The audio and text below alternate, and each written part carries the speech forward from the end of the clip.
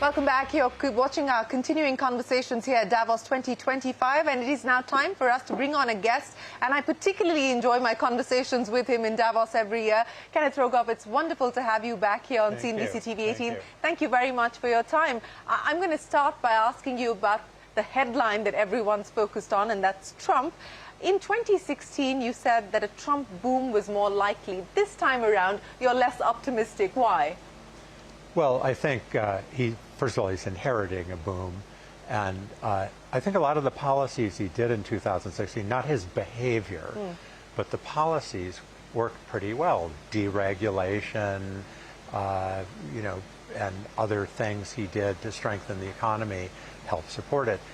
This time, some of the tax reforms he did were very helpful, or tax cuts. But this time, a lot of the things he's promising are counterproductive. So start with the tariffs, which aren't as bad as some of the extreme views, but it's not a good idea. Then he wants to have all sorts of other expenditures, not tax Social Security, not tax tips. He wants to make everybody happy, and at the same time, he's saying, well, it'll be okay. We're going to just cut the government spending. I think he's undoing a lot of good policies he did the first time, and the things he's adding aren't so good. So, for a lot of reasons, I think I'm less optimistic that we're going to get a boom. They're saying, well, Biden grew at 2.7%. We're going to grow at 3%. We're going to get, Biden had 20% inflation. We're going to have, 2% inflation. Everything's going to be great. But his policies are inconsistent. You can't both cut taxes, raise spending, and not have a problem. And we could go on about deregulation. When you deregulating things is good up to a point. Absolutely, Biden and the Democrats were excessive and had much too much of that. But when you deregulate the financial sector too fast, you get trouble. And so I think eventually we'll have trouble on inflation, troubles in the financial sector, and perhaps other kinds of troubles. But near term, this year, happy. Near term this year, happy. But let's pick up on some of those troubles that you spoke of, and let's address the inflation issue. Because with the threat of tariffs, and if he goes through with them, whether it's 10, 20 or 60%, we don't know, but we probably will, maybe by the end of today or tomorrow.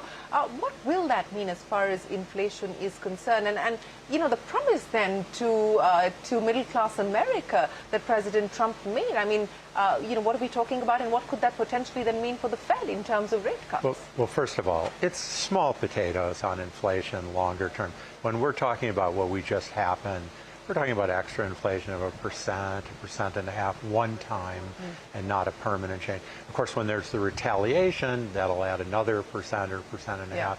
It's not good, but it's not the end of the world. I think the pressures on inflation come from interest rates. Inflation-adjusted interest rates are in another world from when he came as president. When he came as president, they were zero. You could do everything. It didn't seem to matter. It was wrong. And now they're not. And already markets are putting pressures on interest rates. It's not because of Trump. It was just natural forces bringing interest rates higher.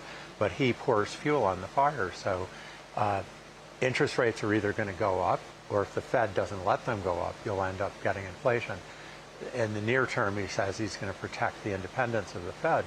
We'll see how he feels when interest rates, keep going up. So it is going to be a challenge then for Powell, given the inflation scenario that you projected, or are worried or concerned about, and what that could potentially mean as far as not now the rate cut, but the potential rate hike cycle is concerned. Well, near term, absolutely. I think the chances of a rate hike now over the next 12 months are as high as a rate cut. It's not at all obvious that the interest rate is as high as people think. It probably never was. The real challenge is for his successor, when Trump is able to start seeding the Fed with his people. The person he's chosen, Kevin Warsh, is very good and at least as hawkish as Powell, but I think Trump's going to start to put more muscle on the Fed as time goes on. He's not going to turn his attention to it immediately. Well, one of the other pain pockets that you spoke about was what happens to debt. On the back of the tax cuts that he's already announced that he intends to follow through on, I mean, what are we talking about in terms of the impact on debt? Well, I think the plan is for it to go up. He says it's not, but he said that in 2016, and it went up a lot, and then it went up even more under Biden. We've lived in this long period where both the Republicans and the Democrats just thought, everything's free, you never have to pay for anything. But as I argued here last year, and actually when I talked to you the year before, and I'm pretty sure the year before that, interest rates don't stay that low forever. They always eventually go back up to a more normal level. Now, having the high debt is very painful. I don't have the exact number, but our interest bill tripled over the past couple years. I think our interest bill is now the size of our defense spending. And if interest rates keep going up and the debt keeps going up, our interest rates will go up, even just rolling over the old debt, which was at the low rates. So that's going to be a big challenge. And, he's saying, well, no problem, we'll just keep borrowing more. But then the debt goes up. I think bond markets are going to worry much more about it this time. Since you're talking about the bond markets, let's also talk about what's happening with the dollar. And I was talking to a banker in India, and, with the kind of dollar strength that we are seeing at this point in time, he believes that it's like a suction machine that's going to pull money away from everywhere else in the world and create a problem for emerging markets specifically. How do you see the dollar strength, and what's the outlook from here on? I mean, a strong dollar is a problem for global trade, partly because so much trade is in dollars. I think the dollar is high, and I've spent my life working on exchange rates, and most of the time you can't predict anything. The exception is when something gets way out of line, particularly adjusting for prices and trading partners. The dollar is just really rich right now. We've seen it twice before in 1985 and 2002, and it came down. I think it'll come down. Trump, wants a weaker dollar. I think magically it's going to happen. I've written about this, even though he's not going to have caused it, but I suspect the dollar is... What could lead to it weakening? Well, I mean, one thing is the rest of the world's in a different interest rate cycle, and it will adjust. The U.S. raises interest rates ahead of everybody else, and now we're in a different point in the cycle. And also, there was this euphoria about the United States, and probably we'll have some reality about it coming up in the next year or so. You think so? A reality check on the American exceptionalism? I think absolutely there'll be a reality check on the American exceptionalism. We're doing, the United States is doing well, but the question's not, is the dollar good? Is it that good? And I feel it's very rich at the moment. We're uncompetitive in a lot of things with the dollar so high. While he has, of course, said that he's going to raise tariffs and go after Mexico, go after Canada, and so on and so forth, what does it mean as far as global growth in itself is concerned? Because the IMF is also, while it's put out an outlook, a forecast of 3.3% for global growth, it is likely to have to factor in what eventually happens on the tariff front, and that being a risk factor for global growth. The big risk factor, tariffs are not good. The big risk factor is the unpredictability, the instability of it. If you only had tariffs in India, if that was the only problem, your economy would be much bigger than it is now. Tariffs tend to come with a lot of baggage, a lot of other policies that go in the same direction, non-tariff barriers, as we call them, things that are obstacles to trade and investment, price controls potentially. So I think the problem's not just the direct hit of the tariffs, but everything it sets off. And also if they're unpredictable. One day they're high, another day we have a deal. Very hard to do business in that circumstance. But I think the big threat to global growth coming from Trump, if there is one, is the unpredictability of what he's going to do next. And he has a lot of good instincts, but they're not all good instincts. And I was a chess player. You can make a lot of good moves, and you make one really bad move, and it ruins your position. And there's a danger that he will do that. And you think that his big bet on cryptocurrency could be the undoing? I think his big bet is to financial deregulation of cryptocurrency. And these things always end the same way. Not right away. There's a euphoria, there's a boom, and then there's a crash afterwards. If it doesn't hit the main economy, it's not such a big deal. But if it does, if it gets bigger and bigger, then I think it'd be a big problem. Let's talk about China and what we're seeing happen in China at this point in time, responding to the slowdown by way of measures, and the expectation is that they will perhaps do more. What's your own read on what's happening there? I have to look at the fact that they're hiding information, controlling information. They're throwing people in jail for daring to question China's growth numbers. I think historically China has smoothed their growth numbers, but they haven't systematically made them high. We don't know exactly what they are, but I think now they are.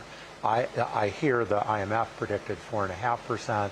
Some of the people here are saying 5 or 6%. I'm thinking 2% is their real growth rate at the moment, that it's much lower than their report. And I think what everyone's missing is a lot of the actions outside the big cities. It's in the hinterlands and the small and medium-sized cities, which in China are more than half the economy. They're doing terribly in a lot of parts of the country. So I think we're not seeing those numbers as readily. I've seen them in my work on property. It's not current, it looks backwards. So my guess is they're 2%, and that would be good for everything that's going on there. But, you know, what we are seeing from investors at this point in time is, and it seems like China's no longer uninvestable, and that seems to be playing out through the second half of 2024, and I don't know how it'll play out in 2025. What's your take? We'll see. I mean, I think the rule of law is a problem there, maintaining control. I think investors have to talk it up to some extent because they can't get out. So most investors aren't pulling out of China because you can't. And they're just investing in India and Singapore and Korea and other places. So I don't think we're going to see a huge flow of foreign capital, except where there's subsidies, maybe in electric vehicles where China, if they're sharing technology. But I think it's still a very difficult situation for investors in China. It's unpredictable. Unpredictable it is. India, what's the read on India, given where we find ourselves with growth at this point in time and the fact that it is a Modi government in power once again? Well, I mean, I think India's been the top performer of the large economies and continues to be. And it's done better than a lot of people have predicted it would, and I think it will continue to. Oh, there's so many challenges. I mentioned the tariffs before. They need to come down. There's a problem in India with excessive concentration of power in a small number of firms. We have that all over the world. It's not unique to India, but it's maybe worse in India because you're so closed off to the outside world. It makes the internal monopoly worse. And there's still problems in the banking system in India. But, on the whole, India is still, one of the best stories for sure, and not just in chess. Yeah, well, we'll get to chess in a second, and that has been a great story for India through 2024. But, you were talking about concentration of power, and what we are seeing at this point in time is the concentration of power in big tech, and that's playing out in the markets as well, and what we're seeing with the stock price movement there. But more importantly, in a Trump era where Elon Musk has a lot of say and a lot of influence, how do you see the big tech story playing out and its impact on policy? I'm very concerned about it. I mean, in his first term, Trump's instinct was to block mergers, to try to use his executive power to do things the Justice Department couldn't. And I think he did it effectively in a few cases. This time, of course, because Biden was doing that, he wants to do the opposite. I think there are areas of our economy we have just not regulated enough, and starting with big tech. I thought this is an area where my neighbor in Cambridge, Massachusetts, is Elizabeth Warren, and she wants to have really tight controls and regulation. It's one area where I think I would rather err on the side of what she's saying than what Musk is saying. But of course, it's not going to happen. I mean, talk about Musk buying TikTok and thinking he's controlling X and TikTok. You know, what's going on that we would be allowing that? He's a great man. I don't deny that. But I think, you know, we want to address concentration of power, which gets abused. I mean, Mark Zuckerberg now has apologized for what he did, which was an abuse of the power of Facebook, but shows we just have too much concentration. Well, yes, and I think that is something that that we will have to see how it unfolds over the next 4 years. But, you know, coming back to some of the other risks, global risks that you foresee at this point in time, as well as the opportunities. And let's talk about the opportunity that everyone here in Davos seems to be focused on, AI, and the disruptive but also transformational impact it's likely to have. What do you believe it could do for the global economy, for global growth in the near term as we talk about productivity uplifts? Well, the potential is simply stunning, obviously. If we're talking about 50 years from now, even 20 years from now, it's hard to imagine. I think AI is one of the factors driving up interest rates, because even though the population shrinking, AI is providing some cushion to that. At the same time, a lot of the euphoria in stock markets is really about that AI lets them use less labor. This is the stock markets win, the companies win, labor loses. There are a lot of people, maybe even people like me, you know, are going to become unemployed or less employable because we're substituted for by AI. Many, many things. And long term, it'll benefit everyone. Long term, it'll bring down prices. But I think short term, it just raises profits. I think that's what they're so euphoric about. It's not that it leads to great growth and everybody's richer. It's that labor loses and companies are getting win. richer. Yeah. But, you know, the impact of jobs in the near term, and I've been hearing people talk about it's not going to be replacement, it's going to be displacement, and we're going to have to find new skills and so on and so forth. But in the near term, I mean, as we grapple over with 20 years, the trouble is the speed of transformation. Progress is good. Globalization is good. We can adjust. We're all better off for it. But when something comes really quickly, it's very painful. You know, certainly the China shock for people in the middle of the United States who lost their jobs. They're 50 years old. They never got their jobs. If you're someone who's just say a mid-level radiologist and not, you know, the top researcher, but a mid-level radiologist, you're going to be unemployed soon. And you're not easily going to be able to get a job, anything like what you had. And I can go on and on. I think, again, labor is losing near term. Long term, everyone wins. But it's not easy to adjust. You have to move, you have to retrain yourself, and young people can do that better. But even for them, they're scared to know what to invest in. What field do I go into that won't be wiped out by AI? So it's not all euphoric, but I can understand the mood here because basically they're making a lot of money from it, and so they're happy, and whatever the challenges are is somebody else's problem. Yes, it is somebody else's problems, and usually the government's problem to have to deal with. But that brings me to the issue of capitalism, and you know what we're going to now see it transform into or morph into under President Trump. Under President Biden, there was a lot of deregulation, and of course we've seen this government bailout over the last several decades coming in the way of what could have been seen as creative destruction. You know, under President Trump in this tenure, what do you see as the evolution of capitalism? Well, I mean, on the whole, Trump's very good for capitalism. His instincts are free markets and deregulation and competition compared to at least the way Biden governed. He went to the progressive far left, and I don't think this was good long run for productivity, and I think Trump's general spirit is. That said, part of capitalism is you need to redistribute income, you need to worry about the people who are losing, and maybe he'll pay attention to that. I think he's more sensitive to it than previous Republicans have been, but we'll see what his policies are. Well, you know, I don't know how many people know this, but Professor Rogoff has been a professional chess player and has been following the Indian chess team very, very closely. And it's been quite a year for Indian chess, hasn't it? Absolutely amazing. When I was playing in my youth, which is a long time ago, there were no Asian grandmasters, much less Indian grandmasters. And now India really is the top talent producing place in the world. So yes, you have the world champion, but you also have just a lot of the top players in the world. There's one after another. And I think if you can do this in chess, as Russia did, you can do it in other things. I mean, it really shows that India has this, we all know this remarkable elite that can be great scientists, great artists, great musicians, great everything. And you just need a system that allows it to foster, that fosters it, allows it to blossom.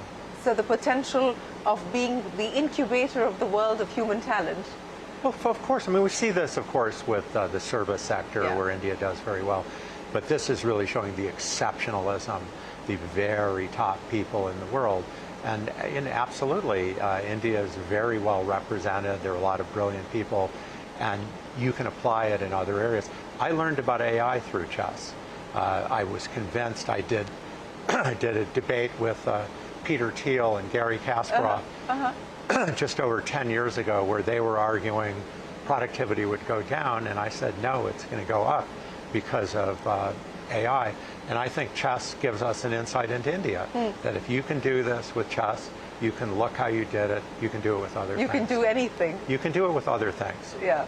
Well, you know, that certainly has been one of the big stories coming out of India in 2024. But as we wrap up here, 2025, do you expect more headwinds, or do you foresee more tailwinds coming in for the global economy?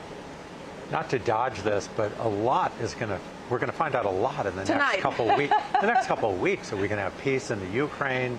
Are we going to stabilize the geopolitical situation, which has been out of control? That would help a lot. I think even the threat of Trump coming in has forced a lot of things to happen. Will he follow up on that effectively, given his meteoric personality? I hope so. And, you know, generally the U.S. is doing well. Europe's doing terribly. China, I think, is weak. India is doing well. I don't see any big change to that in the coming year. So the, you know, overall forecast is middling, with some economies doing well and some economies not doing well. So more divergence across the world. So divergence in 2025 for the global economy, and a reality check perhaps for American exceptionalism. We'll see. We'll see. Professor Rogoff, always a pleasure. Many thanks for joining us here in Davos. Thank you very much, and we look forward to seeing you in India, hopefully in 2025. Let's make it happen. Let's make it happen. With that, it is time for us to wrap up this conversation here on Davos 2025, but we're back with plenty more. Don't go anywhere. In a moment, we return.